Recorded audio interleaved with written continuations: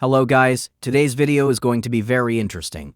Today I'm going to share how you can set an app timer to limit daily usage to 1 hour. First, open the Settings app on your phone.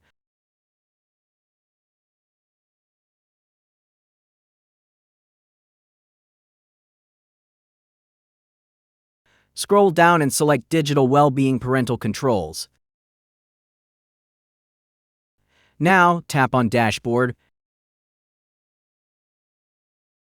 Here you'll see a list of apps with their daily use time. Select the app for which you want to set a timer to. Torato Ichuano as a tarite on the tire. You successfully set a daily timer for your app.